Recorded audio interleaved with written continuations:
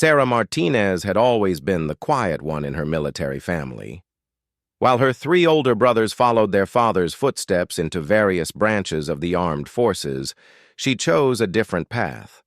At 22, she worked as a junior accountant at a small firm in downtown Phoenix, content with her spreadsheets and calculator.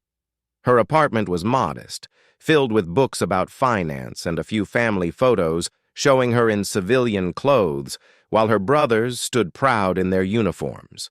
The old leather jacket hanging in her closet held more meaning than anyone knew. It belonged to her grandfather, Miguel Martinez, a Korean War veteran who had passed away when Sarah was 16. The brown leather had cracked with age, and the military patches had faded, but she treasured it. Sometimes, when the desert evenings grew cool, she would wear it while walking through her neighborhood, feeling connected to the family legacy she had chosen not to pursue. Her relationship with Marcus Thompson seemed perfect at first. He was charming, successful in real estate, and drove an expensive car that impressed her co-workers. For 8 months, they appeared to be the ideal couple. Marcus would pick her up from work, take her to nice restaurants, and shower her with gifts. Her family liked him, especially when he talked about his respect for military service and his plans to propose soon. But Sarah began noticing small changes in Marcus's behavior. He started questioning her clothing choices, suggesting she dress more femininely. He criticized her close friendships with male co-workers, claiming they were inappropriate. When she mentioned wanting to pursue her CPA certification, he laughed and said she should focus on preparing to be a good wife instead. The red flags were subtle at first, masked by expensive dinners and weekend trips. The controlling behavior escalated gradually. Marcus began checking her phone, showing up unannounced at her workplace, and isolating her from friends. He convinced her to move in with him, claiming it would save money and strengthen their relationship. Once she was living in his upscale apartment, the psychological manipulation intensified. He criticized her appearance daily, controlled their finances, and made her feel worthless without him. Sarah's family noticed changes during their monthly gatherings. She seemed withdrawn, made excuses for Marcus's absence, and flinched when anyone mentioned her grandfather's military service. Her brother Carlos, fresh from his second deployment in Afghanistan, sensed something was wrong but couldn't pinpoint exactly what. Sarah had become skilled at hiding the emotional abuse, wearing makeup to cover the stress-induced dark circles and practicing fake smiles in the mirror. The breaking point came on a cold February evening. Sarah had been working late on a particularly complex audit when she received angry text messages from Marcus demanding to know where she was. She rushed home to find him waiting in the living room, his face red with rage. He accused her of having an affair with her supervisor, despite her protests and explanations about the work project. In his fury, Marcus stormed into the bedroom and emerged with her grandfather's jacket. Sarah watched in horror as he held it up, examining the faded patches and worn leather. "This ugly thing represents everything wrong with you," he spat. "You're obsessed with this military nonsense instead of focusing on being the woman I need you to be." Before Sarah could react, Marcus headed toward the apartment's fireplace. She lunged forward, begging him to stop, explaining the jacket's significance and her grandfather's heroic service. But Marcus was beyond reason. He threw the jacket into the flames, holding Sarah back as she screamed and fought to save the precious memento. The leather curled and blackened, the patches melting as decades of memories turned to ash. That night, something fundamental changed inside Sarah Martinez. As she stared at the smoldering remains of her grandfather's jacket, she felt a fire ignite within her that had nothing to do with the flames in the fireplace. The quiet, compliant woman Marcus had tried to create was burning away along with the leather and patches. For the first time in months, Sarah's mind became crystal clear. She realized that Marcus's abuse wasn't just about control. It was about destroying her connection to her family's legacy of service and strength. Her grandfather had fought bravely in Korea. Her father had served with honor in Vietnam, and her brothers were currently defending freedom overseas. She came from a line of warriors, and she had forgotten who she really was. While Marcus slept, satisfied with his destructive display of power, Sarah sat in the bathroom with her laptop, researching something she had never seriously considered before. She read about military recruitment, different branches of service, and specialized training programs. Her accounting background, college degree, and family military history made her an attractive candidate. The next morning, Sarah called in sick to work and drove to the nearest military recruitment center. She walked past the Army, Navy, and Air Force offices before stopping at a smaller, more discreet building at the end of the strip mall. The sign simply read, Special Operations Recruitment. She had heard her brother Carlos mention these elite units in hushed, respectful tones. Inside, she met Sergeant First Class Jennifer Walsh, a woman whose bearing and confidence immediately commanded respect. Sarah found herself telling the complete truth about her situation for the first time in months. She explained the abusive relationship, the destroyed jacket, and her family's military background. Most importantly, she expressed her burning desire to transform herself into someone who would never again be victimized. Sergeant Walsh listened without judgment, recognizing the determination in Sarah's eyes. She explained the rigorous selection process, the brutal training requirements, and the commitment required for special operations. The physical and mental challenges would push Sarah beyond anything she had ever experienced. Many candidates, including strong men with prior military experience, failed to complete the program. But as Sarah listened to the description of the training, she felt excitement rather than fear. She thought about her grandfather's courage under fire, her father's dedication to his unit, and her brother's current service to their country. She thought about Marcus's shocked face when he realized the quiet accountant he had tried to break was actually made of much stronger material. That afternoon, Sarah returned to Marcus's apartment with a new sense of purpose. She packed her belongings quietly and efficiently, leaving behind the expensive clothes he had bought her and taking only her essential items and important documents. She left a simple note explaining that she was leaving to pursue a new career opportunity and would not be returning. Marcus came home to find the apartment empty, except for his belongings and a manila envelope on the kitchen counter. Inside was Sarah's key to the apartment and printed copies of text messages where he had threatened and insulted her. At the bottom of the pile was a newspaper clipping about her grandfather's Bronze Star citation from the Korean War, which she had found online and printed that morning. Sarah spent her first night of freedom in a budget motel, filling out military paperwork and preparing for the physical fitness test that would begin her transformation. She ordered pizza, did push-ups in the small room, and called her brother Carlos to tell him about her decision. His proud reaction and offer to help with her training preparation confirmed she was making the right choice. As she fell asleep that night, Sarah could almost feel her grandfather's spirit surrounding her. The jacket might have been destroyed, but the legacy it represented was stronger than ever. Tomorrow would begin the most challenging journey of her life, but she was ready to discover just how strong she really was. The alarm buzzed at 4:30 a.m., but Sarah was already awake, staring at the ceiling of her tiny barracks room. 3 months into the most intensive military training program in the country, she had learned to survive on 4 hours of sleep and pure determination. Her body ached from the previous day's obstacle course, her hands were covered in calluses from rope climbing, and her mind was sharper than it had ever been. Basic training had been demanding but manageable for someone with Sarah's college education and natural discipline.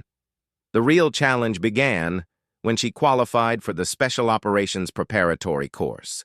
Out of 200 initial candidates, only 43 remained, and Sarah was one of only 5 women still in the program. Every day brought new tests designed to break the weak and forge the strong. The morning started with a 5-mile run in full combat gear, followed by weapons training, tactical exercises, and psychological evaluations. Sarah had discovered muscles she never knew existed and developed reflexes that amazed even her instructors. Her accounting background, surprisingly, proved valuable in mission planning and resource management exercises. Her ability to think analytically under pressure made her a natural at strategic planning. Sergeant Walsh had become both a mentor and a demanding taskmaster. She pushed Sarah harder than any other recruit, knowing that in the field the enemy wouldn't show mercy because she was small or new to combat. During hand-to-hand combat training, Sarah learned to use her size and speed as advantages, turning opponents' strength against them. She mastered techniques that could disable men twice her size. The psychological training proved even more challenging than the physical demands. Sarah faced simulated interrogations, sleep deprivation exercises, and scenarios designed to test her mental resilience. Instructors used Marcus's abuse tactics against her during stress tests, trying to break her spirit with criticism and humiliation. But instead of crumbling, Sarah found strength in her painful past. She had already survived psychological warfare from someone who claimed to love her. During survival training, Sarah spent 2 weeks in the mountains of Colorado with minimal equipment, learning to find food, shelter, and water in hostile environments. She built fires in freezing rain, caught fish with improvised traps, and navigated using only the stars. The other recruits nicknamed her Ghost because of her ability to move silently through the wilderness and appear unexpectedly during training exercises.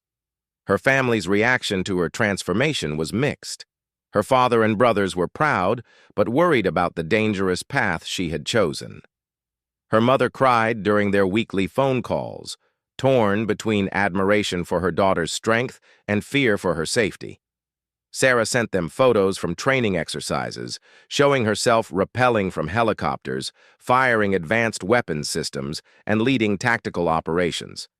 The most challenging aspect of training wasn't physical or mental, it was emotional. Sarah had to confront years of self-doubt and programming from Marcus's abuse. In counseling sessions with military psychologists, she worked through the trauma of the destroyed jacket and the months of manipulation. She learned that her grandfather's legacy wasn't in the physical jacket, but in the courage and determination he had passed down to his family. Advanced weapons training revealed another hidden talent. Sarah proved exceptional with sniper rifles, consistently hitting targets at distances that challenged even experienced marksmen. Her steady hands, patience from hours of detailed accounting work, and natural ability to calculate wind and distance made her deadly accurate. The range instructors recommended her for specialized sniper training. Intelligence and reconnaissance training combined her analytical mind with her new physical skills. Sarah learned to gather information, infiltrate secure areas, and communicate using encrypted technologies. She studied foreign languages, cultural customs, and interrogation techniques. Her quiet nature, which Marcus had used to control her, became an asset in covert operations where blending in meant survival. The leadership portion of training tested Sarah's ability to command respect and make life or death decisions under pressure. She led simulated missions where her choices determined whether her team lived or died. Her analytical approach to problem-solving and genuine care for her fellow soldiers earned their loyalty and trust. Even the male recruits who had initially doubted her capabilities now followed her orders without question. During a particularly brutal exercise, Sarah's team was ambushed during a nighttime infiltration mission. Under heavy simulated enemy fire, she had to make split-second decisions to save her wounded teammates. Using the tactical knowledge she had absorbed, Sarah coordinated a counterattack that neutralized the threat and successfully completed the mission. The exercise evaluators noted her exceptional performance under extreme stress. The transformation wasn't just physical and tactical, it was spiritual. Sarah discovered a sense of purpose she had never experienced in her civilian life, Every challenge overcome, every skill mastered, every limit pushed brought her closer to becoming the warrior she was meant to be. The frightened, controlled woman who had watched her grandfather's jacket burn no longer existed. Fellow recruits sought Sarah's advice and leadership, recognizing qualities that went beyond her tactical skills. She helped struggling teammates overcome obstacles, shared her study techniques, and provided emotional support during the darkest moments of training. Her empathy, combined with her newfound strength, made her both a formidable soldier and a trusted friend. As the training program neared its conclusion, Sarah received a special assignment. Intelligence officers had identified a domestic terrorism cell operating in Arizona, and they needed someone with her specific background to infiltrate the organization. The mission would require her to return to Phoenix, operate under deep cover, and gather evidence of planned attacks against military facilities. The irony wasn't lost on Sarah. She would be returning to the city where Marcus had tried to destroy her spirit, but now she possessed skills and confidence he could never imagine. The scared accountant was gone, replaced by a highly trained operative capable of handling any situation. She thought about her grandfather's sacrifice in Korea and felt proud to continue his legacy of protecting others. During the final weeks of training, Sarah received specialized instruction in urban operations, surveillance techniques, and deep cover identity management.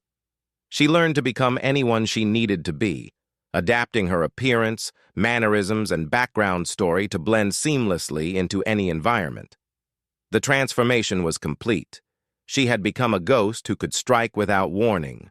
The graduation ceremony was small and classified. Sarah's family couldn't attend due to security requirements, but she knew they would be proud. As she received her special operations certification and tactical gear, she thought about the moment Marcus had destroyed her grandfather's jacket. He had intended to break her connection to her military heritage, but instead, he had forged her into something far more dangerous than he could have imagined. Sarah's new assignment came with a complete identity package and sophisticated equipment she had only dreamed of during her civilian life.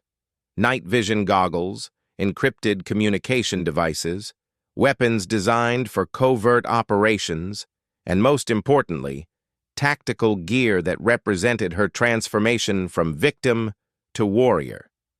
She was no longer just Sarah Martinez, accountant. She was an elite operative with the skills to complete missions that others couldn't imagine.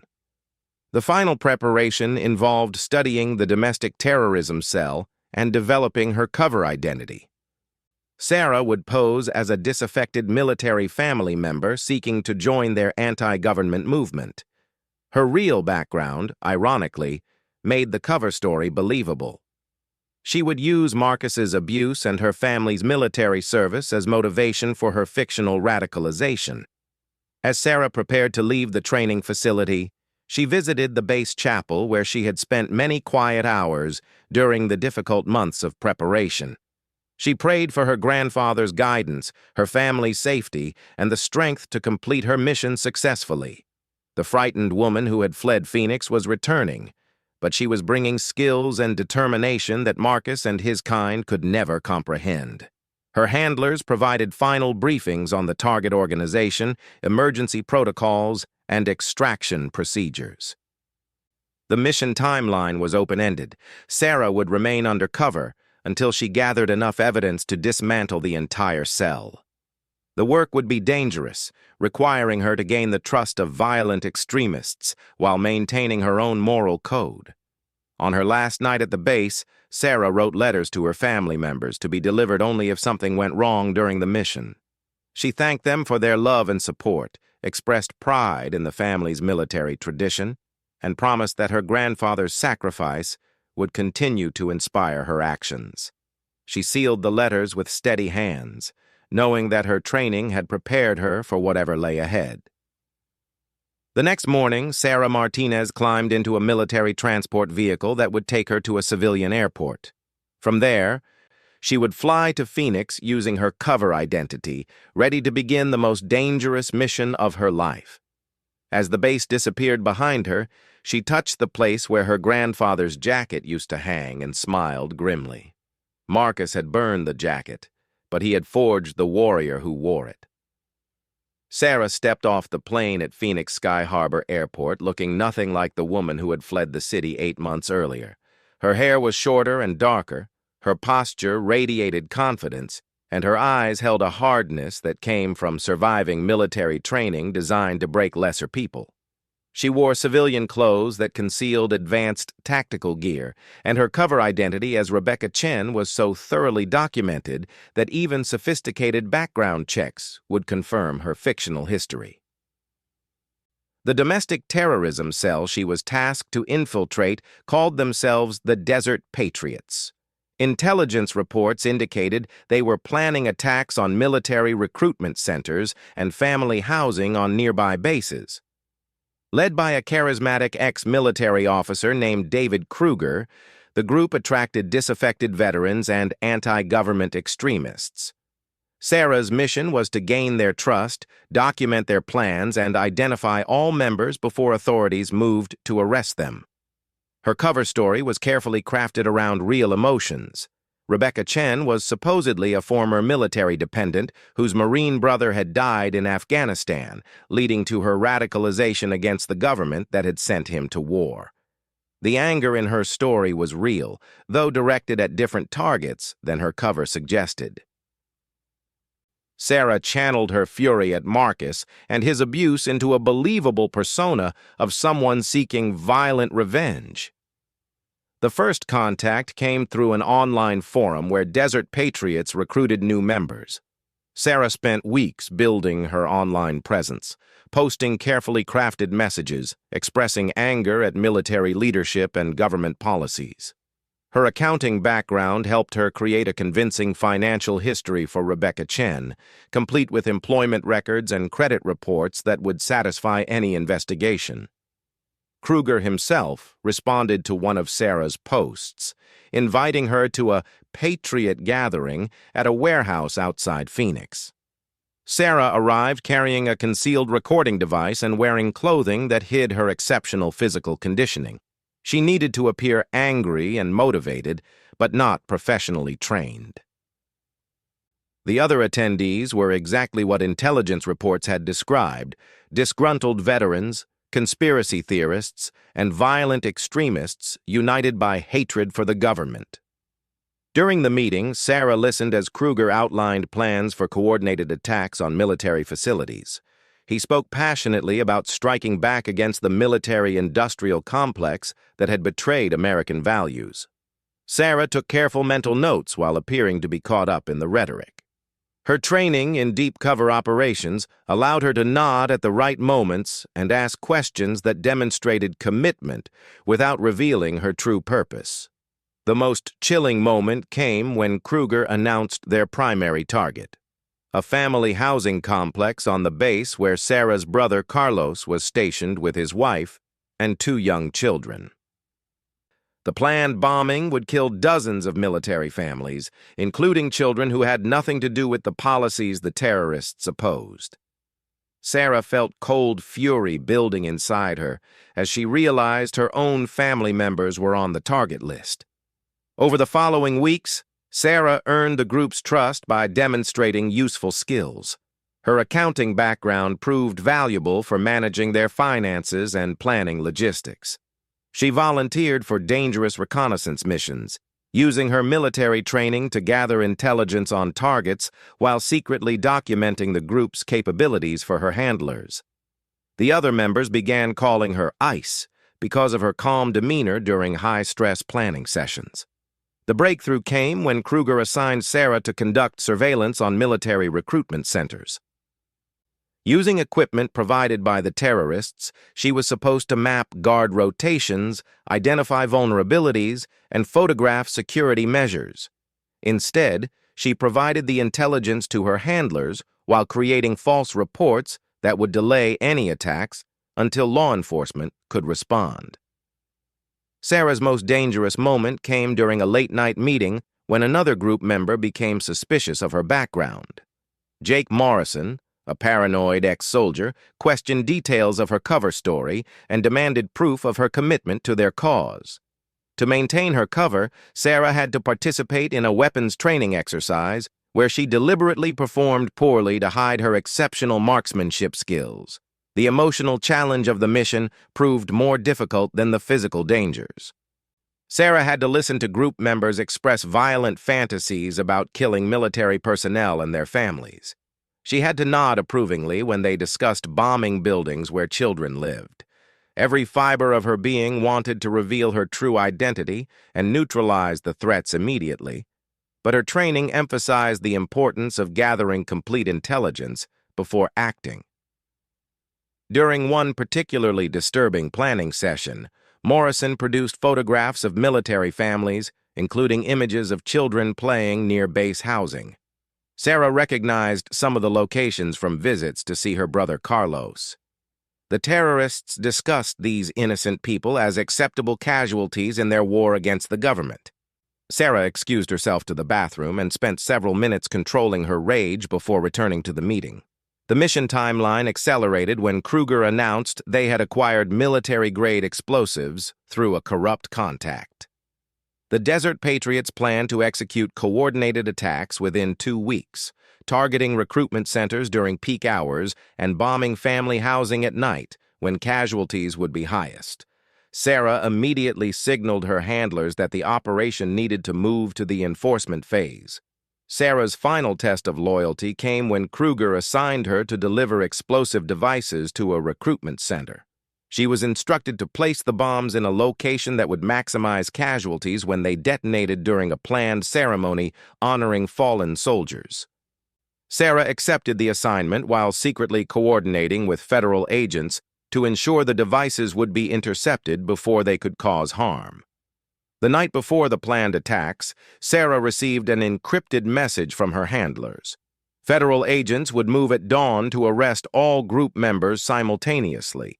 Her role was to ensure Kruger didn't escape and to protect any evidence that might be destroyed during the raids. Sarah prepared her concealed weapons and reviewed the tactical plan that would end her months of dangerous deception. At 5 a.m., as Sarah sat in the warehouse listening to Kruger deliver his final speech before the attacks, armed federal agents surrounded the building. Sarah's training took over as she moved to block the exit routes while agents breached the doors. Several terrorists tried to destroy evidence, but Sarah had already memorized their plans and photographed their documents during previous meetings. The confrontation was brief but intense.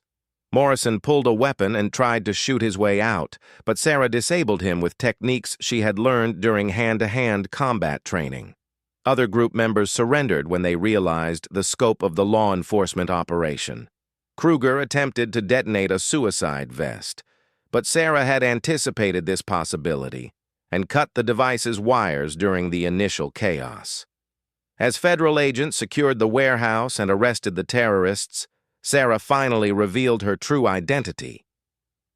The look of shock and betrayal on Kruger's face as he realized Rebecca Chen was actually a highly trained military operative provided Sarah with deep satisfaction. The man who had planned to murder military families was being arrested by someone whose own family he had targeted. The aftermath of the operation made national news, though Sarah's identity and role remained classified. Media reports described a successful counter-terrorism operation that prevented multiple attacks on military facilities. The Desert Patriots cell was completely dismantled, with all members facing federal terrorism charges. The intelligence Sarah gathered led to the identification of similar cells in other states. During the debriefing, Sarah's handlers praised her exceptional performance under dangerous conditions. Her ability to maintain cover while gathering crucial intelligence had potentially saved hundreds of lives. They offered her assignments with various federal agencies, recognizing her unique combination of analytical skills, tactical training, and emotional resilience. But Sarah had other plans. She requested assignment to a special operations unit that conducted similar undercover missions worldwide. Her success in Phoenix had demonstrated her capability to infiltrate dangerous organizations and gather intelligence that conventional methods couldn't obtain. She wanted to continue protecting innocent people from those who would harm them. The personal resolution came when Sarah received permission to visit Marcus Thompson under her real identity. She appeared at his real estate office wearing her military dress uniform, displaying the commendations she had earned during training and operations. Marcus barely recognized the confident, dangerous woman who had once cowered in his apartment. Sarah didn't threaten or confront him directly. She simply informed him that she knew about his new girlfriend and the psychological abuse he was inflicting on another innocent woman. She provided him with business cards for domestic violence resources and suggested he seek help for his problems. The implied message was clear. She would be watching, and his days of victimizing women were over. As Sarah prepared for her next assignment, she visited her grandfather's grave at the Veterans Cemetery. She wore the black tactical gear that had replaced his burned jacket, representing not just her transformation, but the continuation of his legacy. The quiet accountant who had been broken by abuse was gone forever, replaced by a warrior who protected others from similar harm. Her family gathered for a celebration dinner, though the details of her recent mission remained classified. Her brothers treated her with new respect, recognizing the elite soldier she had become. Her parents were proud but worried about the dangerous path she had chosen. Sarah assured them that she was exactly where she belonged, doing work that honored their family's tradition of service. The final symbolism came when Sarah received a package from the military quartermaster containing a new leather jacket designed for special operations personnel. It was black instead of brown, reinforced with protective materials, and equipped with concealed pockets for tactical equipment. She wore it over her tactical gear, feeling her grandfather's spirit surrounding her as she prepared for her next mission. Marcus Thompson had burned her grandfather's old jacket, thinking he was destroying her connection to her military heritage. Instead, he had forged a warrior who would spend her life protecting others from predators like himself. The jacket was gone, but the legacy it represented had grown stronger than ever. Sarah Martinez had returned in Black Ops gear, and she would never be a victim again.